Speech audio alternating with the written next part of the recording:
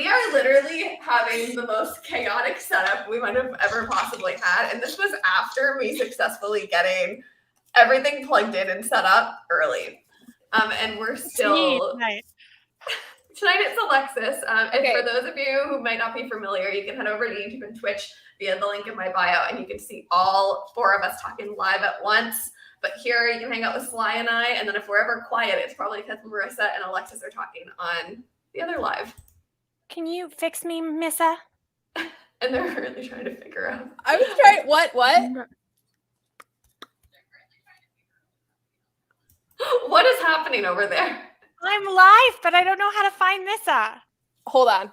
She usually fixes me. Hey, I didn't know you had started yet. Okay. And once again, Liz and Sly win the competition of getting the live set up first. I have a lot of things to say about that.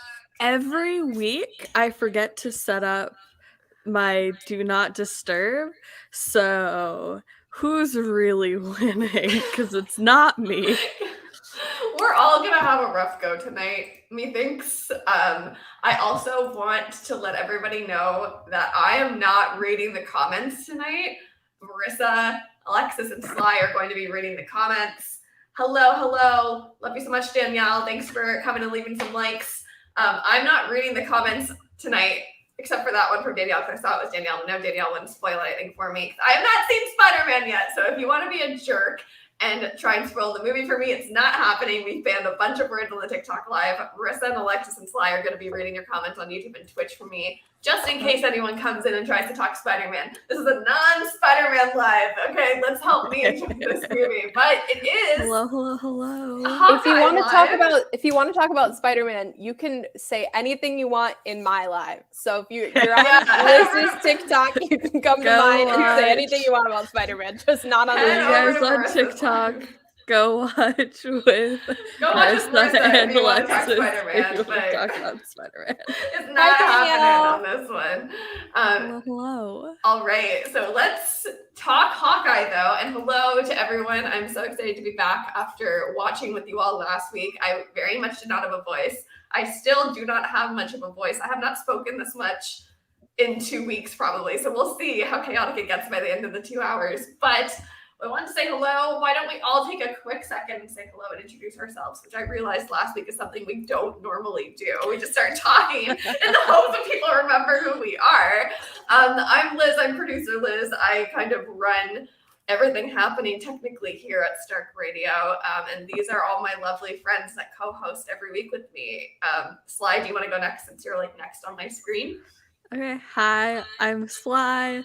I guess am the leading Hawkeye expert, and I also host Point in Progress, which is a podcast collective talking about media, but specifically video games most of the time. So go check that out.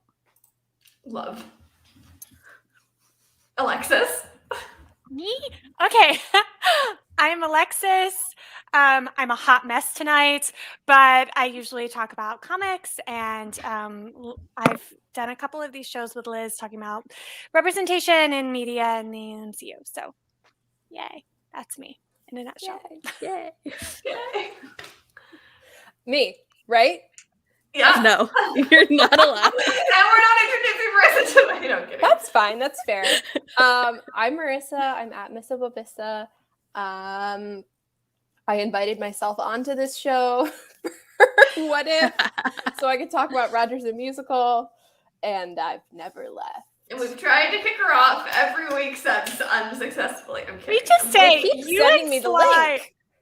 As someone involved in the origin story of the two of you being on this show, you have very weird interpretations of how that actually went down. You both do. I'm like, that's not how that happened. I showed up every week and I commented a lot. And then Alexis said one day, I think I'm more obsessed with you than you are with me. And I was like, no, you're wrong. And then I got an invite to be on the show and I don't know how that happened. See, I didn't. I was not a regular viewer. I watched the show like maybe twice.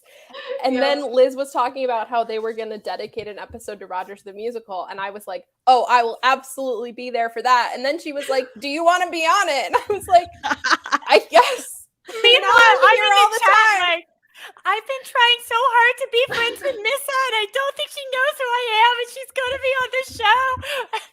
I didn't know that true. part. Oh my God. Liz, So I love true. you. Liz is one of my best friends, and that's not a lie. That's not a hyperbole. That's not a joke. I Our wish group chat should be in the Smithsonian. I is think- all I'm saying. I think I'm gonna do a video on my TikTok and we can play it next week during our finale episode where I'm not gonna tell you guys and I'm gonna go through the group chat and I'm telling you now, I'm not gonna tell you what I'm screenshotting. I'm gonna go through the group chat and I'm gonna pull up text messages and not say who sent them. And I'm gonna make a TikTok and post it. And everyone can guess who sent what. Oh my in the group chat. god. Okay. And that can be our finale game. How well do you know the co-host of Stark Radio based on what happens in our group chat throughout the weekend? I'm going back. I'm going back to Our October. comments are wild. So stay tuned for that next week. I may have already started screenshotting what happens behind the scenes, but alas, we shall wait and see what comes out next week. Let's start the show with a segment that y'all started last week without me, which I loved. We're gonna recap this episode of Hawkeye in case you missed anything. We're each gonna take 20 seconds. We're going to attempt to add to the story of episode 5 from our very biased, chaotic perspectives, and we're gonna see how much we can cover. Is everyone ready to try and recap this show in a minute and 20 seconds? No? Perfect. Let's go. We're going to go straight down the order on the screen. So I'll start, then Sly, then Missa, and then Alexis. Sound good? Okay. So I'll take the first 20 seconds. I'm going to clear my lungs before I begin. And I don't remember how the episode starts, so this should be great. So there is a lot of Yelena in episode 5. Oh, it actually started with this cool compilation of Yelena, and it showed what happened to her during the blip. So she was like doing the freeing other widows thing. She goes to the bathroom. She has a dramatic look in the mirror as anyone else would do in that moment. And then she disappears and then she comes back. I need to know what eyeliner she got blipped in because when she got blipped back into it, this since her liner was still like perfectly done. Oh shoot. So then it's 5 years later and Yelena's trying to figure out what happened, and then we see Echo and Fra talking about something that I forgot, and then they're talking about how Yelena wait. Okay. Give Sly a few more seconds since I went so long. Go ahead, Sly. No, Give 5 more seconds. Okay, where's it go? Okay. Maya and Kazi are talking about how Kazi's like done helping her after they yeet Ronan. And then also there's like this sort of heartfelt moment between Kate and Eleanor, but it's like siblings. Not really because Eleanor's Alexis, go! Finish us off! Finish us off! And then there's a big fight in the parking lot that's really quiet for no reason since Maya's deaf. And then the Green Arrow shows up in the exact costume that he used in Arrow. And Kate has a winning shot and their getaway car is an Uber at the end. Let's talk more about that Green Arrow comment real quick. Can we cycle back on that? That is okay. So the Ronin costume, especially in the dark, looks identical to the original, like Oliver in CW's Arrow Green Arrow costume. It is the same. It's costume. way more fancy, but It really yeah, is it's low the budget. same Same idea. way, like it has this like weird tunic thing over leather pants, which is a really weird like fit dynamic to discuss. Oh, it does. It has the hood, right? Like the Ronin has the hood, and then Oliver always wears the hood instead of like the domino mask, because he only gets the domino mask when he becomes a hero. Wait, Liz, And- I'm texting you this picture right now. It's Okay. the same thing. It's the same thing. Also, And when also, you Google Green Arrow, the first thing that comes up is Green Arrow versus Hawkeye. there's also So clearly lots of us were sharing the same thought process about this. I haven't gotten When your text. we talked about this last week, we talked about how the fight scene on the roof was really similar to an Arrow fight scene. But Sarah Lance, who is my spirit person, does the like fall into silk.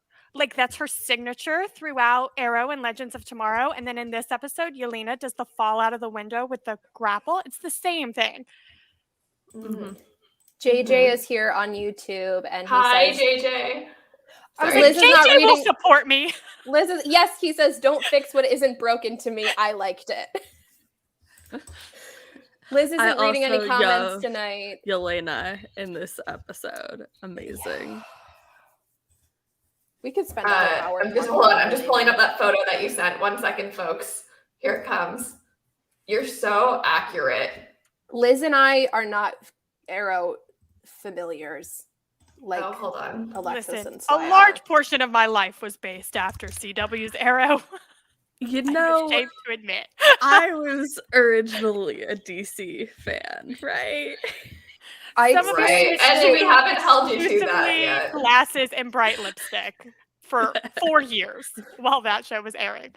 I experienced it through my brother, but that was when I pretended that I didn't like superheroes. Oh, See? here it is. Oh my god, you're so right. I Can we don't talk mind. about how that bow and arrow, like the arrow set and the bow, look straight from the dollar store? Yeah, What is that that bow is proportion of- tiny. And it's also collapsible. Well, that's good at least. Yeah, it's collapsible.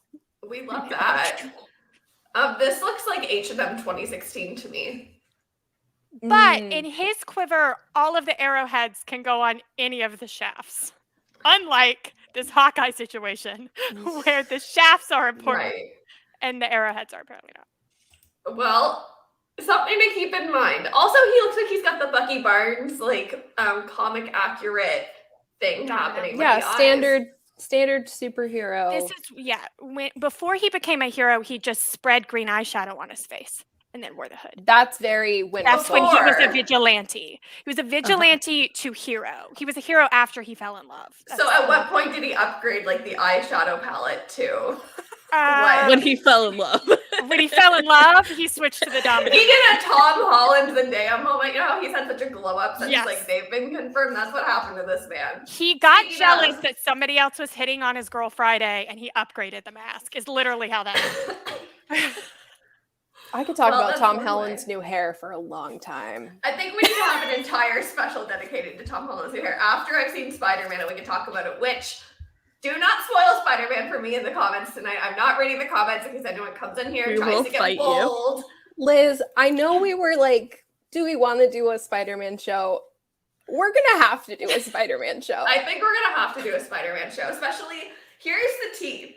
I have not seen the movie, but my DMs have been flooded with both people I have talked to on a regular basis and people that I'm mutuals with that I haven't necessarily ever had a conversation with asking me if I have seen Spider-Man. No, which Liz, is very you're gonna alarming to me because you're that gonna did not wanna do it. happen. you're gonna want to do a Spider-Man show. I have lots of thoughts about why this could be, but we're going to save it. We're going to keep focusing on Miss Yelena, as we should with this episode The of the Hawkeye scrunchy After Party. nose! The I scrunchy love nose. when women. Say that again. Say that louder. I love when women. When women. That's the headline for tonight. I heard I love that woman, and I was like, okay. When women. When women. Period. It's just the Saoirse Ronan meme. Women. Exactly. This is truly an episode of Yelena supremacy. I am The so looks. pleased with the humor, the looks, the behind the scenes, the sriracha in the mac and cheese, the costumes. It's also, we have to applaud the progression of Yelena never buying anything for herself to buying herself an Empire State Building t-shirt. And love immediately that. cutting it up. Yeah. For fashion. For the look. She knows how to dress herself. She really said, give me a credit card. I'm going down Madison Ave. Have fun. 10 out of 10 street style, Yelena. I love it. I love it.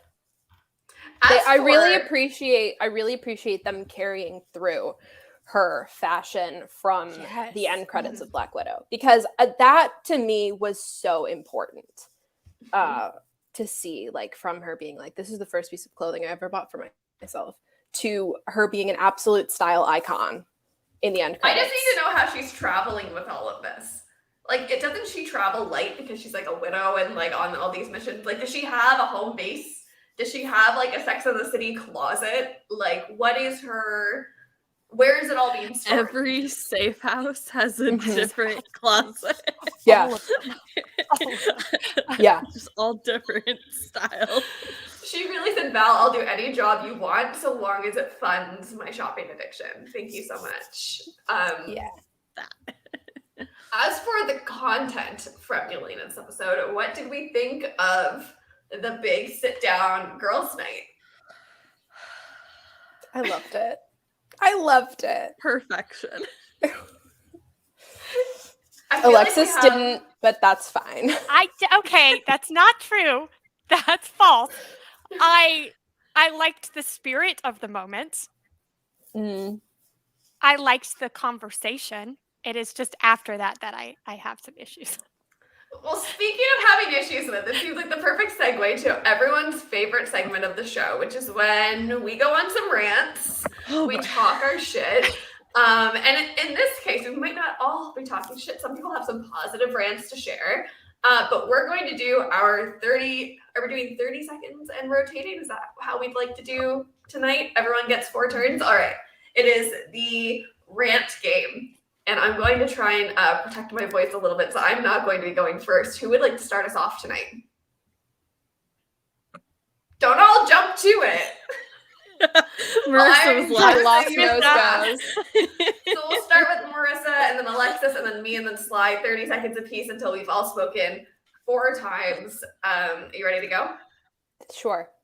All right. Hold on. The clock starts now.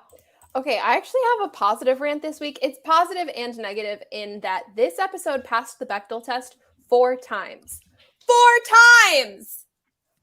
The opening, the cold open scene with Yelena, Anna, and Sonia passed the Bechdel test.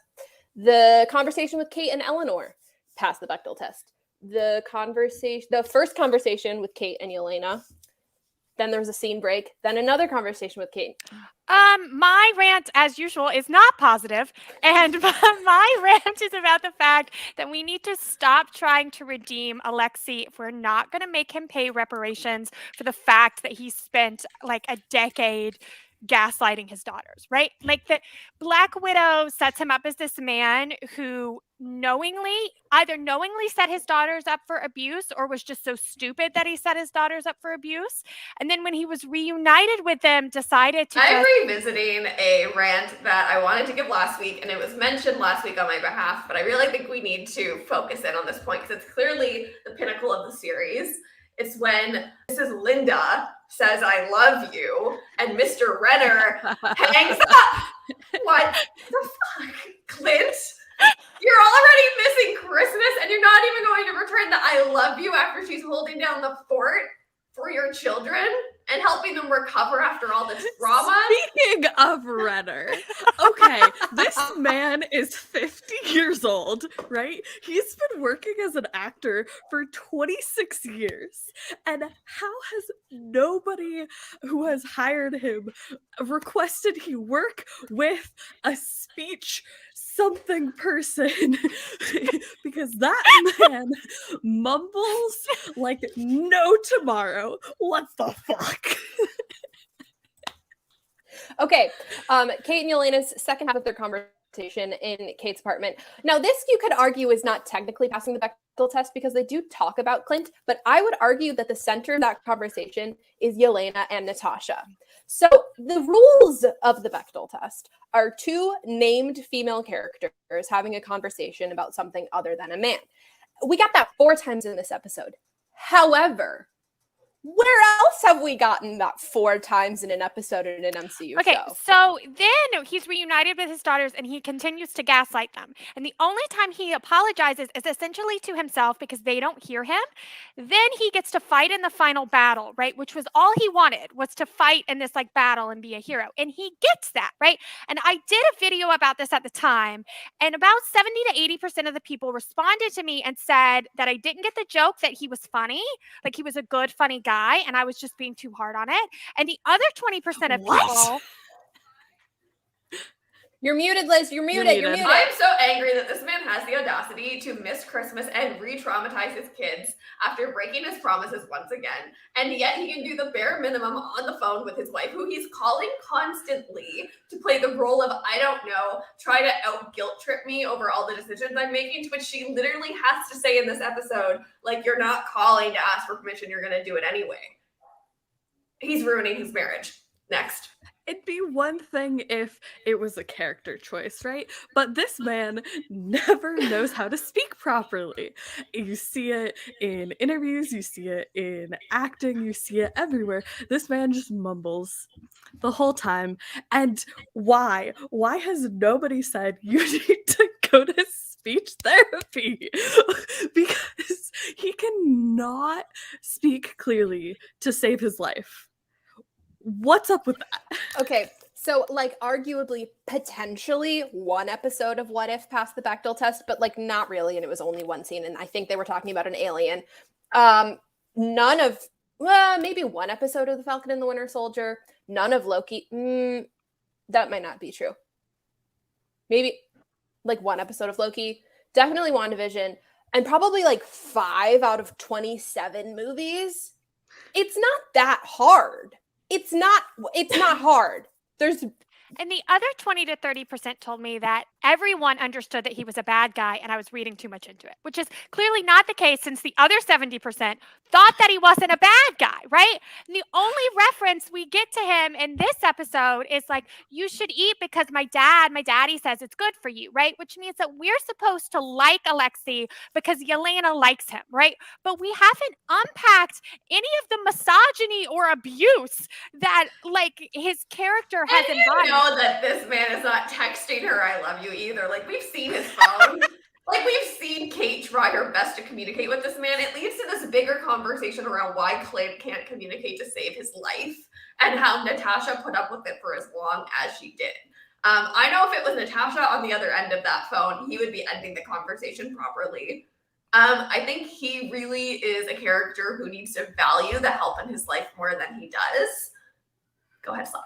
So having an actor who cannot be speech read clearly, it's literally impossible to speech read him, and having that actor like play a character who is, you know, like actively being speech read in that scene, and you're telling me that I'm supposed to understand what he's saying? I don't believe it. That's impossible. What the fuck? You can't speech read if there's nothing to see. There's no movement. Why does she know what he's saying? Okay, and yes, it's important to note that the Bechdel test is not the be-all and end-all of representation. There is a wider conversation to be had about people of color, and how many people of color are in an episode, how many women of color, how many queer people, how many disabled people. It's the bare minimum is to have 2 women talk to each other. And we get it like once every blue moon in the MCU. And I checked. Yes, Sarah, exactly. Alexei is the perfect example of never being held accountable. And I'm not here for this thing where we're just going to like slide all that under the rug and be all hunky-dory with it because apparently the man occasionally encourages his daughters to feed themselves. I'm not here for it, right? If you're going to create a character out of the ether, Alexei being someone that was married to Natasha in the comics, you can at least do like a better job with his development here. I mean, it's just been like incredibly sad. I need him to be like a villain. I don't know why. When the government inevitably figures out that this man is Ronin, they better be sending him to a therapist like they did my man Bucky Barnes. Okay, Bucky Barnes was brainwashed. Clint made choices. If we don't get Clint Barton walking around the MCU saying, "Hello, I'm Clint Barton, and this is part of my like efforts to make amends," I might have to unstand this entire cinematic universe. And with that, Bucky Barnes is the best and only man who knows how to communicate in the MCU. Maybe Scott Lang also. That's it for me. Okay, if you look at statistics with speech reading skill, generally you can speech read about 35% of the English language on the lips, and that's best possible situations. It can go up to like around 90% if a person is an expert speech reader. I've only met one, but anyways, it's impossible, and that man does not move his mouth. You can't speech read him. Period. And that is the end of our rants for episode 5. What are the comments saying, since I'm not reading them? Nobody should be sent to Bucky's therapist. True. Yeah. 100%. That was an Valid. awful therapist. Nobody should go. But very good example of how the America like uses therapists for military. So like there's that. Very true. Very valid. Mhm. What else? Any other interesting comments that we should acknowledge before we move on? I think people might have had a problem following our trains of thought. As did we, as we were best saying. part. Probably. That's the best Crickets part. I over agree. here. I hope it was entertaining. Speaking of entertaining, let's talk about Miss Kate Bishop having the crisis of her life this week, trying to have her hero origin story. They're really doing something interesting with the writing here. And I'm intentionally using the word interesting because I don't know how else to feel about her balancing this line of like a very juvenile like person and then trying to be this like superstar hero versus we saw in Shang-Chi, he was also around this age and stage of life and he had a lot more emotional maturity to how he handled conversations and himself in every moment. And I don't also know. less privilege. So like Marmar and I had an extended conversation about this week, and I think one of the things that they've been kind of inconsistent. We've talked a lot about how they've been inconsistent with Kate in like what she knows and how she reacts to things and like the skills that she has. And I also think there's a certain inconsistency there to how her privilege has affected her. But if you really are going to compare Kate and Shang-Chi and where they're at in their life, the big difference is that Kate has the privilege to be a child and Shang-Chi never really had that. My question is like, why are we starting Kate's origin at the point where she is kind of immature and kind of childish? And are we in like the last episode going to move her? How far forward are we going to move her in that arc? Because I in the comics, I could tell you that Kate is a hero. I am not sure Kate on the show right now is in the position where she is ready to take on that mantle by herself. And that makes me really anxious. And we see that in the conversation she has with Yelena too. Like, Kate is so sort of headstrong and willfully ignorant to like the reality of the situation. And Yelena really has to like talk her down and be like collateral damage is human beings, not like this a building. And like also Kate should know this. Her dad Collateral damage. expired in the Battle of New York. Exactly. Like that, I also don't understand how there's no conversation about her dad going forward. But I also just like for a second have to say Florence Pugh is so incredible. Oh, Her so and good. her and Haley, and honestly, and Haley, they're the same age. Both And of them together, just wow. They're the same age, and yet I 100% believe that Yelena is 5 years older than her and has so much more life experience. And yet they still are both able to have that kind of fun to them, right? Like we finally saw a side of Yelena where she's kind of like, oh, like she's laughing and she's talking about being in New York and kind of the way that anyone at that age of life would talk about their first time going to New York City. But then just like you're saying, she can balance it with like this traumatic depth of responsibility and reality-based consciousness, while Kate does not have that. And you also sort of like look at Yelena and where she was in Black Widow and where she is now. And like the role has sort of reversed. Like she was in Kate's position sort of in Black Widow. And now she is the Natasha being like, we need to be realistic and pragmatic about this. This is not fun. Slime. Yeah. Just 100%. Frozen. What you said. She's back. Yeah, Marissa, you've been kind of phrasing on and off, just so you know. So if I cut you off, it's probably because you're frozen on my screen. It's probably on my end. Apologies. A little bit. Yeah, it's fine. Yeah, it's just interesting to see the different like interactions with Kate and the different characters, because like we've said so many times, like they're not consistent with what she knows, what she's experienced, her like life opportunities, whatever. It's been so all over the place. And to see her interacting with characters who are like, or comparing to characters who are around the same age and their life experiences having so much more experience, like seeing so much more, not having the same opportunities to experience childhood, right? And to see that like specifically compared is really interesting. Like she's young, rich, white woman, right? Like she has a lot of privilege, and seeing other characters who don't have that same privilege with her, it makes it so much more obvious like how different their life experiences have been. And also the privilege of like how she's become the skilled person that she is.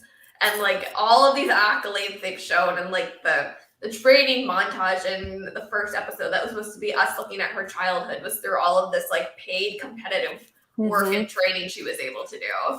That she chose to have these skills. It wasn't a survival tactic.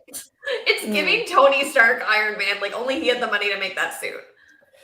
It is a little... No, keep going. It is a little odd to me that we see all of these accolades for her in the form of like medals and trophies, but we have not actually successfully seen much of that skill set, or see her be successful in much of that skill set, right? Like Kate's fighting leaves a lot to be desired, and there is a big gap, right, between being a trained martial artist and being someone that can fight on the street, right? But there's a certain inconsistency there too, and I can't decide kind of what their intent was there to give us the knowledge that she should be really skilled, but then never show us those skills. It's showing that she has so much training, but no actual like experience skill. Yeah. So she has no experience skill with actually using that training. She only used that training in a controlled environment. And I have to say, I think that would maybe play a little differently to me. Like I do think that storytelling would be more clear if Kate's mentor was a woman or if Kate was a man.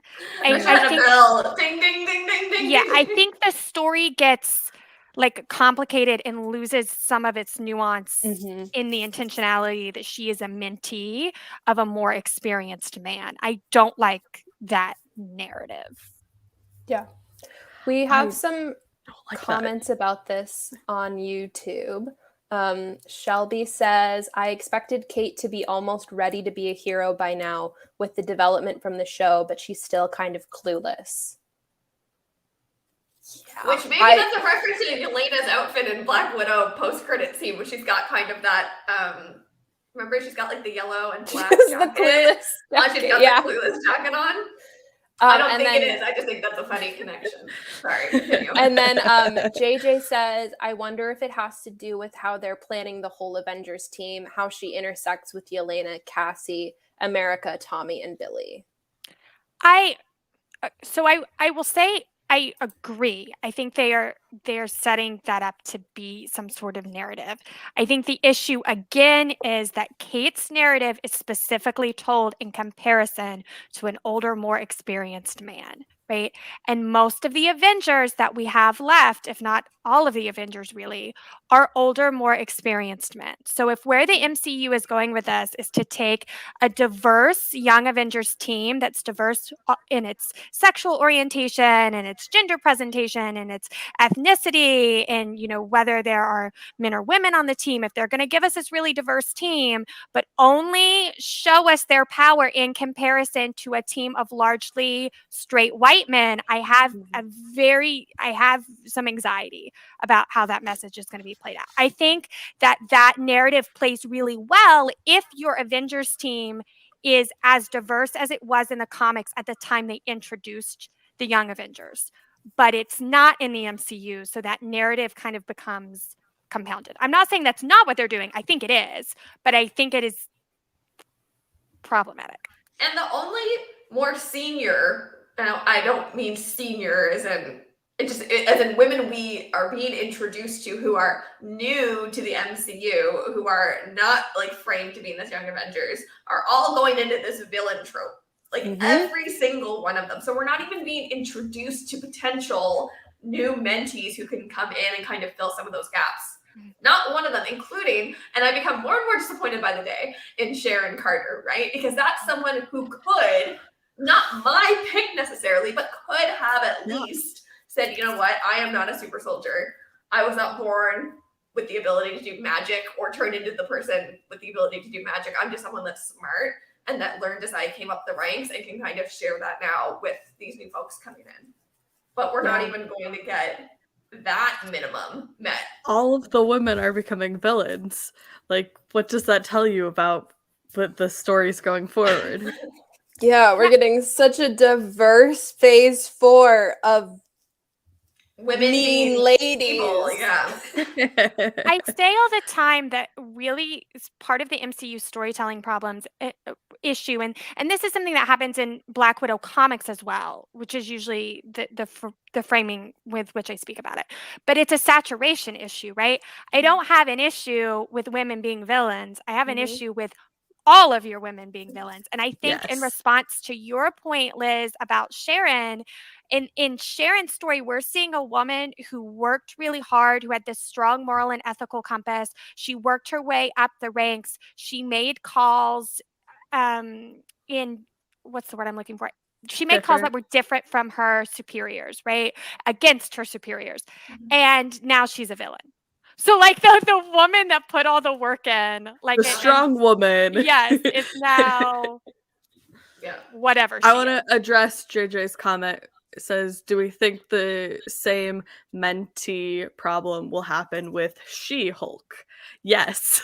100%. I think the same problem will happen. I think with Ironheart as well. Yeah.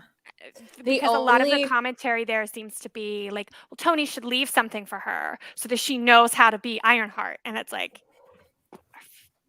okay. How about he doesn't? What if we considered a universe where he did not do that?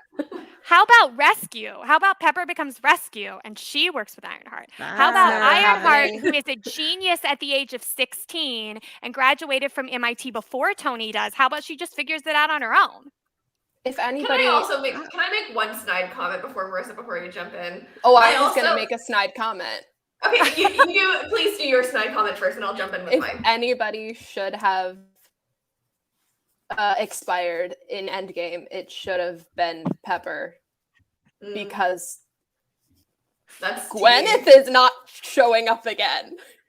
She doesn't know what's going on. She's not ready. Rescue is not Rescue sure, but Gwyneth Paltrow is not prepared to lead the Avengers. She doesn't know she's That is in the quote Avengers. episode, folks. Gwyneth Paltrow is You're not not ready wrong. to lead the Avengers. That is so funny. I forgot my comment. Hold on, it might come back to me. Okay, I forgot my snide comment. Didn't she recently ask what Hawkeye was? Wasn't that a Yeah. thing that I saw happen? She Okay, sure yeah. did. You surely did. Surely did. I forget my side comment, but I do want to revisit this whole conversation that we had in episode 1, which Alexis kind of just referenced in her commentary, which is about like the male mentor to female mentee capacity. And we talked about this at length and how like we don't feel like that's necessarily necessary. However, I think it's interesting when you think about how Marvel really goes for the element of surprise and how they're framing, again, have not seen Spider-Man, so I don't know if this is in relation to the newest project, but thinking about Black Widow and how people called the Black Widow movie really a Yelena origin story as opposed to like a Natasha tribute. Thinking about Shang-Chi and how it was more than just about Shang-Chi, there was all of these characters and all of this context that was kind of being reintroduced as opposed to just a hero origin story. I feel like we're seeing that with Hawkeye, where it's like we thought this might be like the Jeremy Renner, Clint Barton show, and really it's this reintroduction to Yelena and the Kate Bishop origin story, which leads me to ask the question, why do we keep needing to frame projects after like Hawkeye, Clint Barton? Like, why couldn't this have just been the Kate Bishop show? And why couldn't it have been exciting for Marvel to announce we're doing a show to introduce you to this new hero, and her name is Kate Bishop, and she's played by Haley Steinfeld, and the surprise is that Jeremy Renner is coming into it and playing a supporting role. Like, the story does not need to be centered around this man. Imagine. I would have watched the shit out of that. Can you imagine a competent Kate fighting Echo?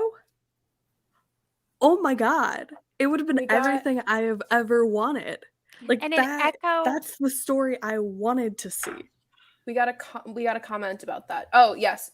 Well, there's 2 comments about that. Riley Hall says, I think it's interesting how similar Kate and Maya are in their backstory, but so different in their resources.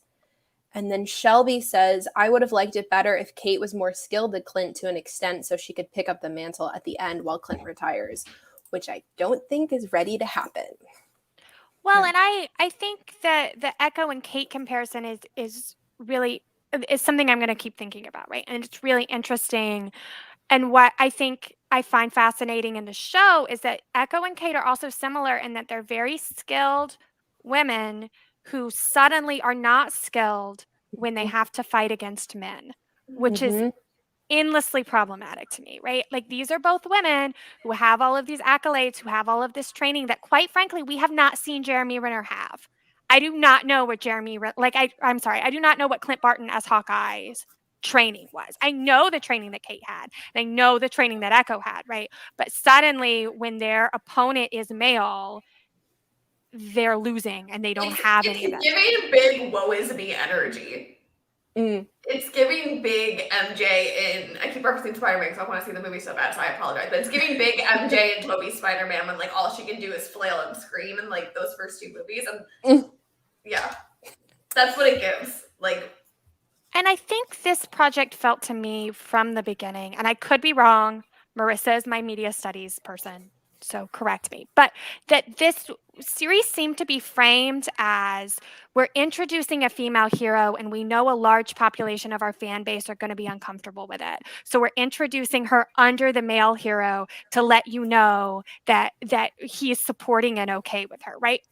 But up to this point, he's not, so now I don't know like what they were hoping to gain from that. Yeah, I remembered my side comment. Can I say it now? Yes. Do it. Yeah. And it's like, if you're looking for a reference point to like a woman who's like able to come into her own without the mentorship of a man, like, look at any woman. Any Like, woman ever.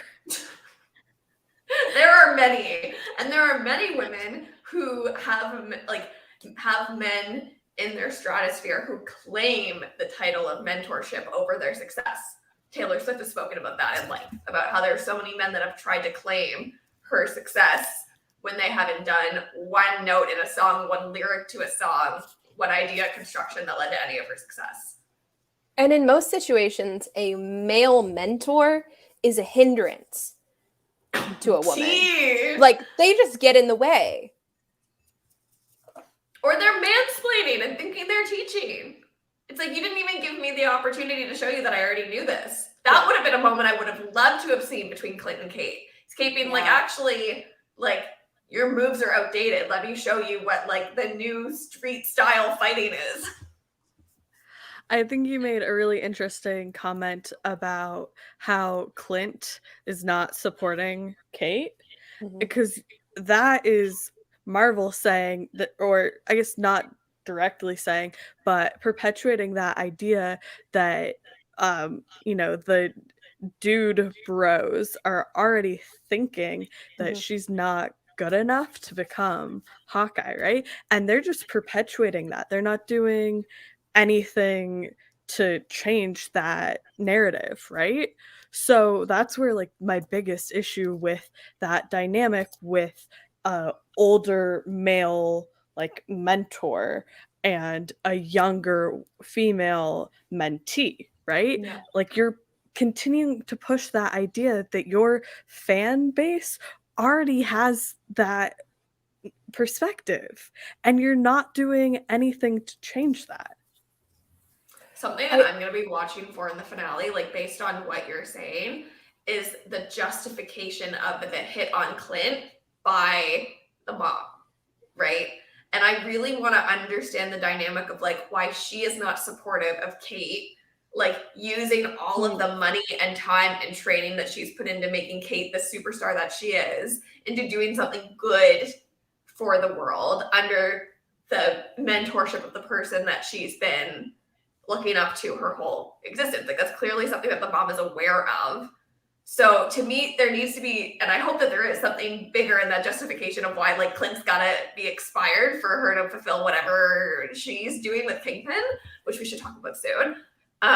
Because I think it needs to be more than, like, oh, I don't want my daughter getting hurt. I don't want my daughter, like, becoming a superhero. Like, to me, that's such a cop-out. Like, let's get an actual justification for all of this. And then maybe I'll have some constructive thoughts on all of this. And that's where I'll end that thought, I suppose. Yeah. I think it's also interesting how they're sort of framing Kate and Clint's relationship based around privilege rather than gender, even though it's so inherently gendered. They're framing it in a way where, like, Clint looks at this naive, privileged kid who has had everything handed to her and, like, doesn't understand the world and, like, thinks she can do anything when she really can't. And, like, he's cutting her down to size and showing her, like, the gritty reality of the world. And, like, you got to clean your own wounds and, I don't know, put margarita mix ice packs on your knees. I don't know. And there's like this, the power imbalance is based on privilege rather and experience rather than gender, even though it's so inherently gendered, especially when you look at the gender dynamics within Clint's own family structure. And I think that goes to a comment that I'm seeing, I think, on YouTube from Riley, who says that they keep referencing Laura Barton's background and backstory, but not showing it. Show me how cool and smart and skilled she is and have her mentor Kate. And I think part of when we talk about Clint's family dynamics, so in the comics, there are several Black Widow storylines where the point of the storyline is that Black Widow, Natasha Romanoff, who has never spoken about children, suddenly really wants to be a mom, and it's her entire identity. For some reason, I will never understand. Kelly Thompson, I'm looking at you, okay?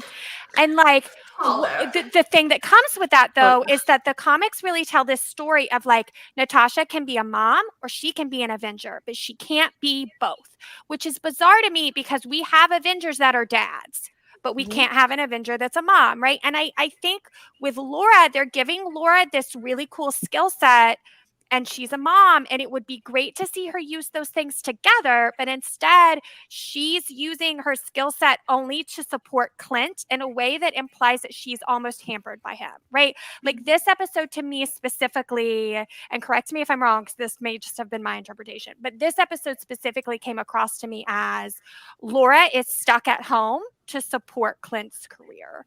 And I wish we would move from that story. Go ahead.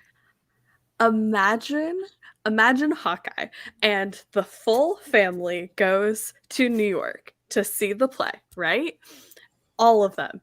Moms there, dads there, kids, everybody. The shit happens with Ronan. And Clint and the kids go home, like, do all of the, like, Christmas holiday things, and the mom stays and is badass and mentors Kate. That would have been an interesting story here. Damn. That would have been cool. We would have gotten to see Clint as a dad, right? Which is something that we really haven't had the opportunity to see. And they could have hunted the deer that was mounted above their mantelpiece, which I, for one, really need to know what.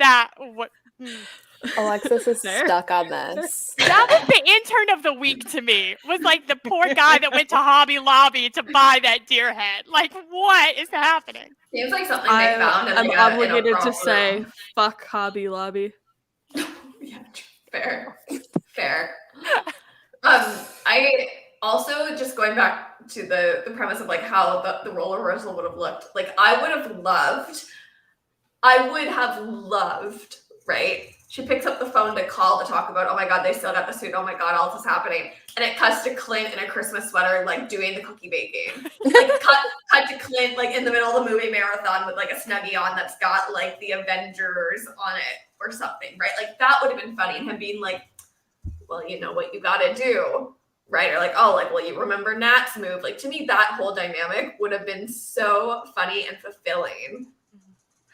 Give me FaceTime. Why are they talking on the phone? He needs something on delivery, but she's here. Oh my God. I know he's using his hearing aid to connect with his phone to have a conversation, but it's still not the best option. Like, why don't you just give me a FaceTime? Did you watch Switched at Birth? Was that a show that you watched? Yes, okay. Unfortunately, I watched it. So unfortunate. But there's an episode in the first season where they try to sign over FaceTime and like the framing isn't working, and it's this whole commentary about how like assistive devices are not really assistive. And I would have enjoyed seeing that in this show. And now I'm mad that you pointed it out, because every time he's on the phone, I'm gonna be like, there's a better commentary about representation that you're not having right now. Because it doesn't matter that he's clueless about sign, whatever. It still helps to see facial expressions to understand, like, the context. Like, yes, like, speech reading is helpful a little bit, but I rely on facial expressions so much to have a conversation and understand what's happening. So just, like, give me them, like, video chatting. It's not that hard. Also, doesn't he want to see his beautiful wife? Right? That he never says I love you too. Beautiful. She's so hot. Linda Cardellini deserves so much better. He deserves so much better. I want to give Alexis a chance to reference this article. I know we're kind of switching gears here, but I know she's excited. Let's go in this direction. Alexis, why don't you introduce us to this article? Okay, so this comes with a very quick comic book history of Yelena, right? And there's something really interesting that Marvel has not come out and said that they have not come out and said that they do, but that they very distinctly have done since the Avengers movies have been released, right? Which is that they slowly change the canon of 616, which is the main comics continuity. They slowly change it in really minute ways to more mirror the characters that we're seeing in film, right? And the reason that this is happening is because they don't want you to like a character and then go read comics about them and realize that it's entirely different, right? That's not what they want. Mm-hmm. So Yelena is a character that they started doing this with around the time that they started working on the Black Widow movie, not when it was released, right? But when they started working on it. So that's important to understand going into this conversation, right? Yelena was originally introduced as a foil to Natasha, right? She was always against whatever agenda Natasha and the Avengers had, right? And Devin Grayson talks about in this article that there were kind of two reasons that they did that. And one of them was that they wanted to show the differences in Russia, both pre and post Cold War, right? In the comics, Natasha is born around the same time that Steve and Bucky were. She fights in World War II. And so she would have been raised in the Cold War in more of a Stalinist Russia.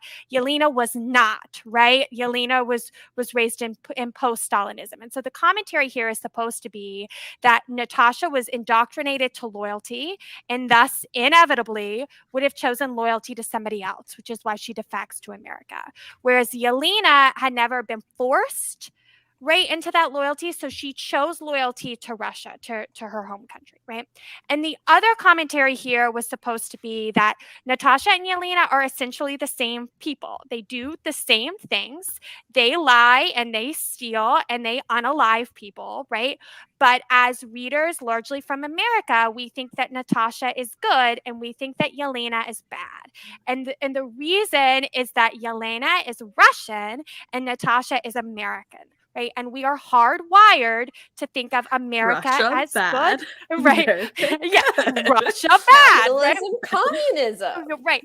And that is something that I think all media, right? I've only seen it done well like once or twice, but especially the MCU has had difficulty with how they want Russia, like what role they want Russia to play, which is why we removed Bucky from that conversation and had Bucky speak Russian but be German in a weird like Winter Soldier programming thing I don't quite understand, and used a lot of Russia and Black Widow, but never came down on like how they were involved with the Russian government, which is something that the comics do very well, right?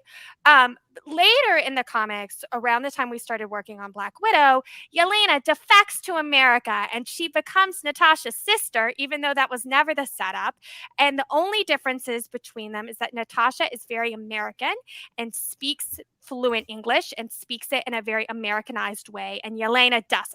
Yelena still has an accent. Yelena messes up her colloquialisms. Yelena very authentically, it's the one thing the Kelly Thompson run has going for it other than the ducks, very authentically phrases her sentences in English following a Russian sentence structure, right? And so one of the things I was disappointed with Yelena's introduction into the MCU, I'm talking way too much, I'm wrapping up, I swear, is that because these geopolitical moments were taken from their history, the only really real contrast we get between Natasha and Yelena is that Natasha, who defected to America late in life, is a great American, and Yelena, who was raised in America as a child, has no understanding of America and is extremely Russian, right? And so the way that the MCU has handled it means that it raises more questions about Yelena's ability versus Natasha's ability than it does about the way that they were raised. But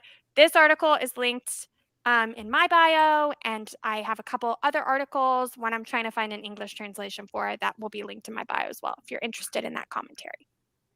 Insane. It is. No, this commentary is like so fascinating, and we did get so much of like Yelena's backstory, I guess, in this episode, like the quirks of who Yelena is, like with this reindeer comment of, have you eaten reindeer? Like, this is what it actually tastes like. And Kate's kind of like, okay, weirdo, like, no, I haven't eaten reindeer, when really, like, the comment's not that weird. It's just a part of Yelena's context that she does not have. Marissa? It's so weird to me. It's this version of Yelena is so weird to me because she is so American in Black Widow. Even when we see like fully grown Florence Pugh Yelena, like her years in America are her favorite. She reimagines Natasha's like life when they're having that conversation at the picnic table, and she's like, you're a teacher. Yeah. My parents still live in Ohio. Like, she is so tied to her identity and her life in Ohio, and like growing up American and like American Christmas and all of that and mac and cheese. And then we see her in this episode being so aggressively Russian and like fascinated by America and like American culture and mac and cheese and American Christmas, but not having any personal connection to it in the way that she did in Black Widow, which I think is very interesting. And Alexis and I had a little bit of a conversation about it, but it feels like to me that they did it intentionally to set up the contrast between Kate and Yelena, and to be like, Kate is this like privileged, prissy American girl, and Yelena is this exotic Russian assassin, mystery person. But it's like they're actually very similar. It's always interesting for me, like how much strong connection she has to America when she lived there for like what 3 years, and she left when she was like 6. Like, how does she have such good memories of that time, very limited time of her life? That always confused me. And I think it's comparative, especially in this episode. It is comparative in a way that is very problematic to me. And like, I am someone like I am biased, right? Because I am an American who spent a large portion of her life in Russia. I am an American that is currently dating a Russian, right? So like I have a certain bias about how we're portraying this comparison and contrast to America. But I found it specifically interesting that like Yelena was like, oh, American Christmases are so great, as if they are fundamentally different. They're not, Right? but like it's not like all Russians are having this like impoverished Christmas. It's just in January, right? There's not a reindeer, but there's a Santa Claus angel helper who delivers presents to all the children, who is far more beautiful than Rudolph. Like, I don't understand why it was presented in this way, as like, still like this woman who like should have ties to her country, right? And like it would have been nice to see some sort of positive tie to her country, right? Which is something that Yelena in the comics had that Yelena in the MCU does not, right? Yelena in the MCU, her understanding of her own culture is abuse, which is not something that Yelena in the comics, right, very specifically did not have, right? Her understanding of her country and her relationship to her culture was positive, right? But like to still frame it from a Russian as like America is so much better than Russia. And Russia is like doing fine. I don't understand. People And there in was Russia also have a mix. houses and families. Like, there was also a mix of referencing to me that was like not consistent within her own conversation with really herself, because Kate wasn't responding, because she was like, oh yeah, like Sex in the City, and like, oh, like I know all these places I'm gonna go see at Christmas time in New York, but then she's also like so unaware of so much of it. And it's like, how it did not make sense to me, the line of which what she did not know and she did know. It was just all gray. Like, how do you have so much context and yet you don't have so much context? Yeah, how much like pop culture does she actually understand or like have experience with? Like, because her like culture references are so wildly different. well, and Miss and I were talking a little bit before the show. I say talking as in I was leaving voice memos and Marissa was responding to them, right? But we were having a dialogue because I would in the moment respond to the voice memo like Alexis could hear me, because she just goes on and on and on. I'm like, yeah, so true. But we had a little bit of a conversation about how the tracksuit mafia it really seems to be more authentically Russian than Yelena does, right? Like these, what I assumed were immigrants to America, that may be a false assumption, but that was my assumption, right? Seem much more authentically Russian. They make the right references. Their cultural understanding is very like consistent. Their accents aren't, Marissa pointed out, but their cultural understanding is very consistent, right? Their phrasing is much more authentic to a Russian person who's learning English, right? The sentence framing is correct. And in all of the ways that Yelena's is not, who is supposed to be Russian and has not immigrated to the US, as far as my understanding. Very My strange. question. Go ahead. No, go ahead. So, like, with Yelena, right? She like grew up in the Red Room, but it was flying. So can we really say she's from Russia? We don't know if it was like over Russia or not. Like that's was she ever like in the country? She was also under chemical subjugation her whole life. So I think like also what we're seeing, I think they're trying to show us is her like catching up on culture of the last sort of like 20 years, because like we see her exploring her fashion, we see her like wanting to, it's my first time in New York, so cute, but like you're right, her frame of references make no sense and they're all over the place, and she knows a lot about something and nothing about another. But I like want to give them the benefit of the doubt to be like, she was under chemical subjugation until she was like 22, and she was gone for 5 years, and like a lot happened to her to make her not a normal person and have a normal, you know, cultural reference points, yeah, or really like personal identity. And like honestly, I think her personal identity is I am Natasha's sister and nothing else. Like I am Natasha's sister, I'm Melina and Alexei's daughter. That's what I have. She's not necessarily Russian. She's not Russian. She's not a widow. She's not a widow. All she knows is that family structure, and that's the only identity that she has. An abusive family structure. True. Nothing is normal. Nothing is normal or healthy. Speaking of, I don't know what segue I'm trying to make. I was trying to say something to the. I was trying to make some kind of reference to like, why is Kingpin so wide? Like, why is the man so wide? Comics.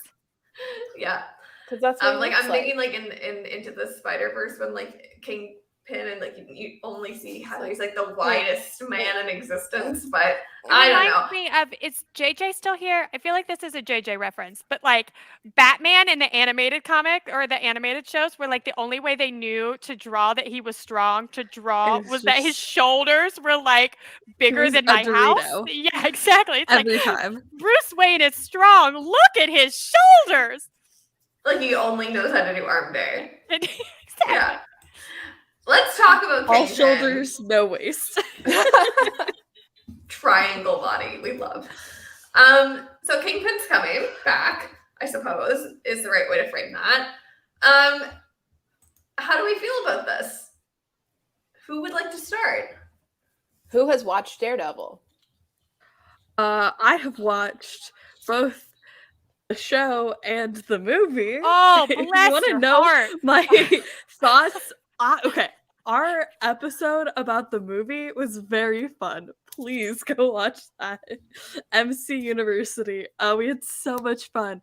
But I said in that recording that was my favorite Kingpin. And unfortunately, that actor has passed away. So we're not going to see him appear in the MCU. But in general, I like the character. Again, it's not my favorite portrayal of this character, but I enjoy it. He's interesting. We already have good background for him. I don't know. Thoughts? My issue is not really with Kingpin. I think the introduction of Kingpin is cool. I think that we saw it coming in a way that I wasn't really expecting. That's what surprised me more than anything, is that there were so many breadcrumbs that it was like, well, he has to be coming. I expected Marvel to be like, I'm pulling the rug out from under you, you know, like again.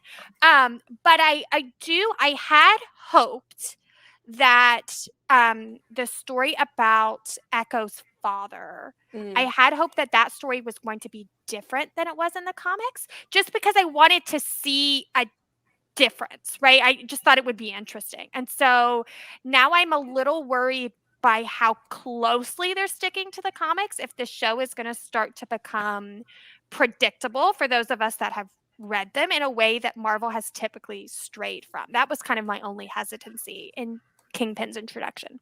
Yes, because I forget that many people don't know her story from the comics. So when I talk about it, like explaining like who her character is, I made many comments about her storyline, and if they follow that, I accidentally spoiled some people, and I'm sorry about that. I think Alexis just told me the whole thing at some point. Sorry. I don't I think I don't I may care. have. I described everything, I think, for this show. Oh, maybe it Yeah. was you then. I'm But so I know used to the it whole being thing. different and me not having to worry about it. That like the only other thing too, which I'm gonna say very quickly because I'm afraid it's gonna, Mhm. is that I think that we had some male heroes that were not introduced purely because of their trauma. Like in other words, that they decided to be heroes for reasons that were at least kind of a little bit removed from their trauma, right? Like Tony Stark is not an example of that, but like Thor is, right? Like Mhm. Thor is a hero, like regardless of his trauma, right? And like when we think about people like Doctor Strange, it was trauma that was done directly to them, right? It was like, I have injured myself, I am looking for a way out of it, I've become Doctor Strange, right? Or I was in Captain America's case, like I was born with these disadvantages, like I want to be a hero, I'm going to have these advantages. And with our female heroes, we are seeing more that the trauma is done to somebody like outside of them, and thus their entire motivation is like vengeance for that in a really weird way. And I think bringing Kingpin directly into Echo's story kind of underlines that in a way that I had hoped that we would move away from a little bit. Like, Yeah, because with her introduction from the Daredevil comics, we see her introduced for like short story, and then later, much later, we see her background, right? And so we get to meet her as a skilled like individual, and then later get to see like her story develop. And that is so much more impactful than just her introduction, like revolving around her trauma, right? Yeah. Go So ahead. she's introduced as a hero first, and then Not they a hero. backtrack. Okay. not a hero, but as She's not a hero. Yeah. well, She's then a hero it's to kind me. of it's kind of similar to this problem that comics have had for a really long time, where they were exclusively introducing female characters that were powerful in reference to, I'm not sure if I'm allowed to say the word, in reference to very specific female focused abuse and trauma, right? And this is something that happened in both DC and Marvel comics, right? And Kate was somebody that this happened to in the comics, and the show Right. moved away from that in a way that I thought was really important, right? Because when we look at, especially in comics, at people like Natasha and Yelena and Sarah Lance on the DC side, and Laura Lance on the DC side, and even Talia on the DC side, right? These were all characters, Mockingbird to a certain extent, Sharon, when we get into conversations about her aborted pregnancy, which was a whole storyline. Brubaker, that's the one time you disappointed me. But like it's only like women that have been abused in a way that is very specific to women then are allowed to become powerful, right, in a way that's incredibly problematic. And so they moved away from that story in the show for Kate, but then they made her motivation almost this weird sort of like coping mechanism of her dad being expired when she was young, and now the same thing is happening with Echo, and it's just anyway. Yeah. Do we want to talk about Kingpin in relationship to Eleanor Bishop? I think the answer to that is yes, according to Alexis's gasp. So Alexis, take it away. No. I just hadn't thought of it. Was like a Marissa is so smart. I hadn't that. I was That's his introduction. He's not connected directly to Echo in the show yet. We're going down a whole rabbit hole that hasn't been introduced. Well, he is because the same shoulders appeared when yeah. she was in karate, right? So like We but know anyway. who it is, but we don't whatever martial know art that who was. it is. That was supposed to be karate. Anyway. Are there multiple wide-shouldered men running mobs in New York City? Are there multiple wide-shouldered men who have the tracksuit mafia working for them? I don't Are think there so. multiple My tracksuit question- mafias? In just different tracksuits They just- all over New York. Oh Different my God. colors, Each borough. different There's associations. the tracksuit mafia. There's like the stay-at-home wardrobe mafia. There's like the athleisure mafia. The ones in windsuit pants from like Yep. the 80s. The Uniqlo. Is that how you say that company properly? Uniqlo. They can have their own mafia. All the basics. I don't know if you know their basics. They're good. Yeah. Anyway. My question is, who is hiring who? So, like, Fisk hired Eleanor to hire Val to hire Yelena to expire Clint? Is there like a Fiverr website that I don't know about that's just like always people being like, here for outsourcing your needs, your diabolical needs? Like Can we get like a corporate ladder of the Clint unaliving to Kingpin like Yes. business structure? But with the red string, like Homeland style, like do. Yeah. I'll actually Yeah. next week I'll do it on this wall behind me as we talk. Where is Kazi in this? Because they said he's a lieutenant, but also is working under Maya, and like, who does he report to? Like, what's that structure? That's my question. Also, did I hear a rumor that man said that they were siblings?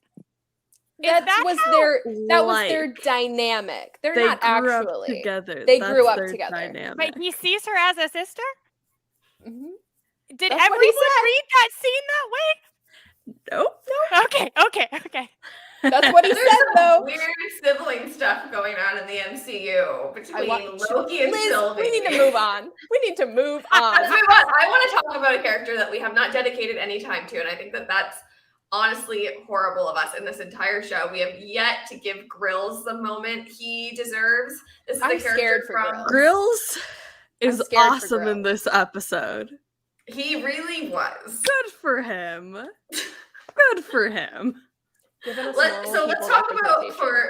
in a hypothetical scenario where there's people on this live that have no concept of who Grills was in the comics.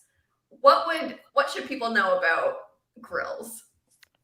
That he's not really his own character, right? Like Grills is like very similar in the comics to who he is in the show, right? Is that in that he is just kind of like a named background character who occasionally becomes a named guest star, right? One of the things that the Fraction comics really has going for it is this idea of like community, right? And really putting Clint in relationship to the community around him in the apartment building that he's bought, right? And that is really Grills' significance, unless it's like maybe I'm missing something, but that seems to be most of his role in the comics to me. I agree with Goosey. We Yeah, have a comment that says it Just scares lives me in because that building, right? Yeah. we have a comment. Which we haven't seen in the show. Sorry, go ahead. We have a comment from Goosey that I agree with. It scares me because I feel like he's going to get unalived soon. Because doesn't that happen in the comics? And I'm concerned. guess Is he he does. the one that I guess. motivates that story at the end of that run? I think so, yeah. I think so too. I don't think it'll happen in this. No. I really hope they think don't he has enough him. significance yet. Yeah. I not also yet. care about him because I like him. I think the actor's doing a great job making this guy very likable, but I don't think he's got enough significance yet to justify they got Also, Grills. It would just Unless all the LARPers are gonna like become superheroes in Grills' honor. it would also Who's just be a really the bad hot move. cop lady? Oh officer. back. Yes. I don't I remember love her. first I name. want more Bring of her back. Well, and I do find it interesting that this episode makes Skrills incredibly likable, but I was still under the impression that he was a firefighter who stole evidence.